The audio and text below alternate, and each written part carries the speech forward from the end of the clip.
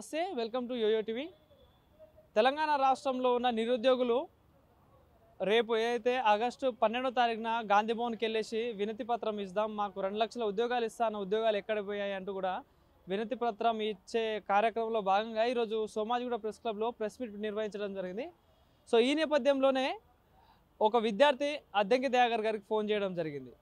So ఆ విద్యార్థికి అదేవిధంగా అద్దంకి దయాకర్కి మధ్యలో వాగ్వాదం అయితే వచ్చింది. సో అసలు ఎందుకు అంత పరిస్థితి ఎందుకు రావాల్సి వచ్చింది కూడా మాట్లాడించే ప్రయత్నం చేద్దాం. మనతో పాటు మాట్లాడడానికి అదే వ్యక్తి ఉన్నారు. అన్న నమస్తే.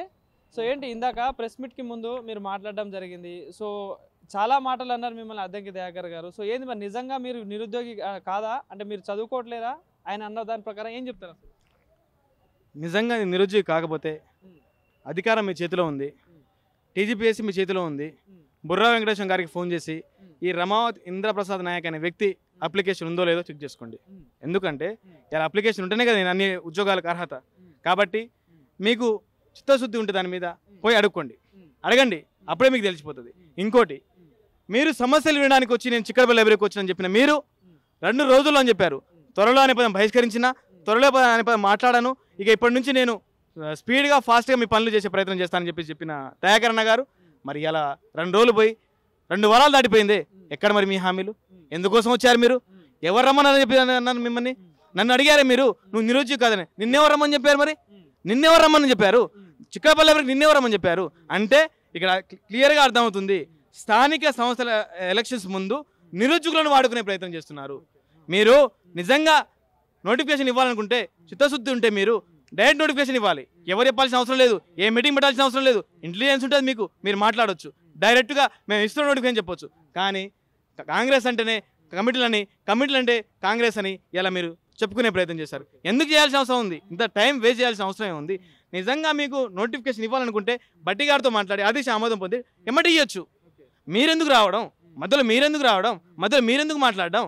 మమ్మల్ని మీరు ఫోన్ చేసే ప్రయత్నంలో నన్ను కొంచెం భయపెట్టే ప్రయత్నాలు. ఎంతసేపు నువ్వు నిరుద్యోగి కాదు, నువ్వు ఎక్కడుంటో నాకు తెలుసు, రేపు ఎవరి దగ్గర ఉంటావు తెలుసు. ఎవరి దగ్గర ఉంటా?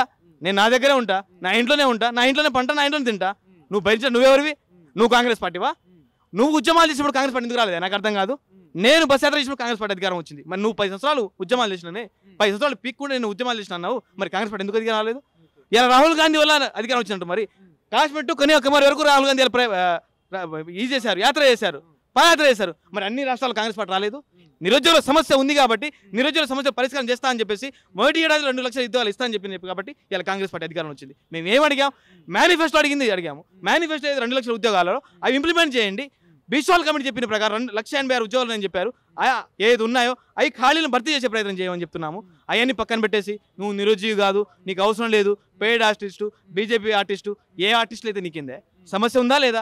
నేను కాంగ్రెస్ పార్టీ కోసం పనిచేసిన వ్యక్తిని, కట్టర్ కాంగ్రెస్ పార్టీని. నా ఊర్లో అడగండి, నా విలేజ్లో అడగండి. మీరు పోయి ఈ అబ్బాయి ఎవరి కోసం పనిచేస్తాడు, దేనికోసం చదవట్లేడా, ఈయనకి ఉద్యోగాల రాజకీయాలు అడగండి. 10 సంవత్సరాల నుంచి చదువుతున్నాయి ఇక్కడ. మీరు అధికారం ఇలా ఉద్యోగాలు వస్తే మా తల్లిదండ్రుల జీవితాలు బాగుపడతాయని చెప్పేసి, మా జీవితాలు బాగుపడతాయని చెప్పి వాళ్ళు ఆశలు పెట్టుకుంటే మీరు ఇలా జీవోలు తీసుకొచ్చి, జియో 16, 46, 29, 317 ఎన్ని జీవోలు తీసుకొచ్చి గ్రామీణ ప్రాంతాల్లో చదువుతున్న విద్యార్థులకు నిరుద్యోగ పాలిటీ శాపంగా మారినాయి ఆ జీవోలని. గతంలో మీరు బస్ యాత్రలు చేయడం కావచ్చు, ఇవన్నీ చేసినప్పుడు గుర్తుకు రాలేదా మరి ఇది ఈ నాయకులకు అందరికీ? అదే చెప్తున్నా కదా, నేను బస్ యాత్ర కన్వీనర్గా ఉన్నప్పుడు దాదాపు 60 నియోజకవర్గాలు తిరిగిన వ్యక్తిని నేను. అప్పుడు నా పక్కన ఉన్న అద్దంకి దయాకర్ గారు ఇట్లా చేయిపారు, జై కాంగ్రెస్ అని, మనం గెలిపిస్తే 2 లక్షల ఉద్యోగాలు. అయ్యే అడుగుతున్నాం కదా. అప్పుడెప్పుడైతే హామీలు ఇచ్చారో అయ్యే అడుగుతున్నామా? లేదా కొత్తగా అడుగుతున్నామా? ఎమ్మెల్సీలు అడుగుతున్నామా? ఎంపీలు అడుగుతున్నామా? అధికారం అడుగుతున్నాం, ఇంకేం అడగట్లేదు కదా. నోటిఫికేషన్లు ఇవ్వండి, సమయానికి నోటిఫికేషన్లు ఇవ్వండి. నోటిఫికేషన్లు ఇస్తే అలా కాంగ్రెస్ పార్టీకి భుజాలపైన ఎత్తుకుంటాం. కాంగ్రెస్ పార్టీ అధికారంలో వచ్చిన తర్వాత ఏ నిరుద్యోగి కూడా చిక్కడపల్లి లైబ్రరీ నుంచి ఇలా గాంధీ స్టడీ సర్కిల్ వరకు ఇలా బల్మూరి వెంకటి గానైనా, కోదండరామ్ సార్ గానైనా, రియాజ్ గానైనా కానీ ఇలా ఈ భుజాల మీద పెట్టుకొని ఉత్సాహంగా పరిచినాం. అంటే ఇలా ర్యాలీలు చేసిన ఎందుకు? ఏదైతే గత బీఆర్ఎస్ గవర్నమెంట్ ఉందో నిరుద్యోగులను నాశనం చేసిందని చెప్పేసి ఈ గవర్నమెంట్ అధికారం రాగానే ఇలా మీ భుజాల మీద పెట్టుకొని ఇలా మేము ర్యాలీలు అన్నీ చేసినాం. అవి గుర్తు రావట్లేవా మీకు? అప్పుడు గుర్తు రాలేదా మేము? ఎందుకు ఇందాక కాల్లో మాట్లాడుతూ కూడా అంత అగ్రెషన్గా మాట్లాడడం కావచ్చు, మీకు అదే అగ్రెషన్ తోటి ఆయన ఆన్సర్ చెప్పడం కావచ్చు, ఎందుకు జరిగింది మరి ఆ సంభాషణ? అంటే ఏం చెప్తారు? ఇప్పుడు ఆవేశాలు ఎందుకు వస్తాయి బ్రదర్? ఆవేశాలు ఎందుకు వస్తాయంటే హామీలు అమలు కానప్పుడు, చేసిన పని కానప్పుడు కోపాలు వస్తాయి. మాకేం కోపాలు లేవే, గవర్నమెంట్ మీద మాకేం కోపం లేదు. మాది ఏదో వినతులు ఉన్నాయో రేపు గాంధీ భవన్కి శాంతియుత ర్యాలీ పోతున్నాం. శాంతియుత ర్యాలీ పోయి మా వినతి పత్రాలు ఏవైతున్నాయో అవి ఇచ్చే ప్రయత్నం చేస్తున్నాం. మేము ఎక్కడ కోపపడలే. ఇట్లా కోపాలనుకుంటే మేము టెర్రరిస్ట్ ఏమో నక్సలైట్లో అవుతాం కదా. మాకేం కోపాలు లేవు, ఎవరి మీద కోపాలు తాపాలు ఏం లేవు. మా ఏతున్నాయో మేము మా సమస్యలు ఏదైతున్నాయో గాంధీ భవన్కి చెప్పే ప్రయత్నం చేస్తున్నాం. అక్కడ కూడా మీ ముఖ్యమంత్రి గారిని మంత్రి గారిని మా ముఖ్యమంత్రి గారిని మా మంత్రులను అక్కడ ఉంచే ప్రయత్నం చేయండి. ఎందుకంటే మా సమస్యలు వాళ్ళకి తెలుస్తాయి. ఒకవేళ రాణిస్తారని భావిస్తున్నారా మరి గాంధీ భవన్లోకి? గత బీఆర్ఎస్ గవర్నమెంట్ ఏదుందో వాళ్ళు మమ్మల్ని గేట్ని కూడా దగ్గర రానియలేదు. చరిత్రహీనులుగా అయిపోయారు. వీళ్ళు రేపు కనుక అదే ప్రయత్నం చేస్తే మాత్రం వీళ్ళు కూడా చరిత్రలో హీనులుగా మారిపోతారు.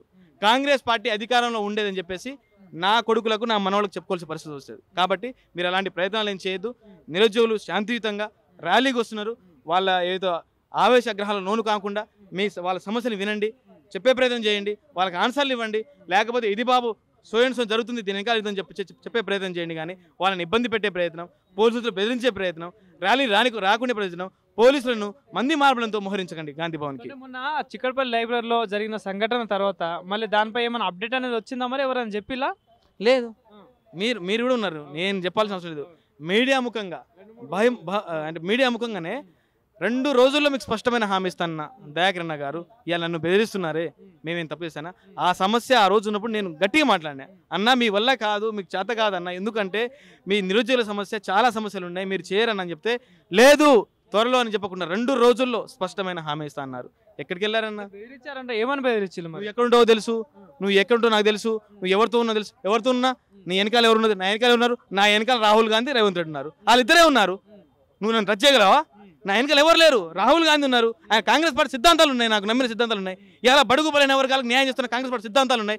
రేవంత్ రెడ్డి గారు ఉన్నారు. వాళ్ళ వెనకాల నా బాసులు. నాకు ఇంకెవరు బాస్ లేరు. నాకు ఏ పార్టీతో కూడా సంబంధం లేదు. అంతో కొంత కాంగ్రెస్ పార్టీతో సంబంధాలు ఉన్నాయి, కానీ ఇంకా ఏ పార్టీ సంబంధం లేదు. మీ దగ్గర రాజ్యం అధికారంలో ఉంది, మా ఫోన్లు చెక్ చేసుకోవచ్చు, నేను ఎవరితో మాట్లాడని చెక్ చేసుకోవచ్చు. ఇవన్నీ అవసరం లేదు. నేను కట్టర్ కాంగ్రెస్ వాది చెప్తున్నాను. ఇలా నిరుద్యోగ నోటిఫికేషన్ ఇవ్వండి. నాకు ఎవ్వరు లేరు వెనకాల. రేవంత్ రెడ్డి గారు, రాహుల్ గాంధీ ఉన్నారు, అంతే. సో ఇది పరిస్థితి. నిరుద్యోగుల ఆవేదన అయితే కనిపిస్తూ ఉంది. సో గతంలో ఏదైతే గత 2 వారాల క్రితం ఏదైతే అద్దంకి దయాకర్ గారు చిక్కడపల్లి లైబ్రరీకి వచ్చి కూడా వీళ్ళకి హామీ ఇవ్వడం జరిగింది. సో ఏమైనా మాకు ఇచ్చిన మాట ఏమైందని చెప్పేసి ఈరోజు ఫోన్ చేసి మాట్లాడితే కూడా రిటర్న్లో బెదిరించే ప్రయత్నం చేశారని చెప్పేసి కూడా చెప్తా ఉన్నారు. సో నీ వెనకాల ఎవరో ఉన్నారు, నువ్వు ఒక పేడ్ ఆర్టిస్ట్ అని కూడా ఒక ముద్ర వేస్తున్న పరిస్థితి. సో నా ఫోన్లు చెక్ చేసుకోవచ్చు, నన్ను ఎక్కడికైనా పిలిచి చెక్ చేసుకోవచ్చు. నేను ఒక కాంగ్రెస్ కోసం చాలా పనిచేసిన వ్యక్తిని. గతంలో ఎలక్షన్ టైంలో బస్ యాత్రలు చేసిన, బస్ యాత్రకి కన్వీనర్గా కూడా పనిచేసిన, కానీ నా పైన తప్పుడు ఆరోపణలు చేస్తూ ఉన్నారు. సో దీన్ని సహించేదే లేదు. సో రేపు గాంధీ భవన్కి వస్తున్నాం, వినతి పత్రాలు ఇస్తున్నాము, మా వినతి పత్రాలు తీసుకోండి, మాకు న్యాయం చేయండి అంటూ కూడా నిరుద్యోగులు ఆవేదన వ్యక్తం చేస్తున్న పరిస్థితి కనిపిస్తూ ఉంది. కెమెరా పర్సన్ వీరాతో నవీన్, యోయో టీవీ, హైదరాబాద్.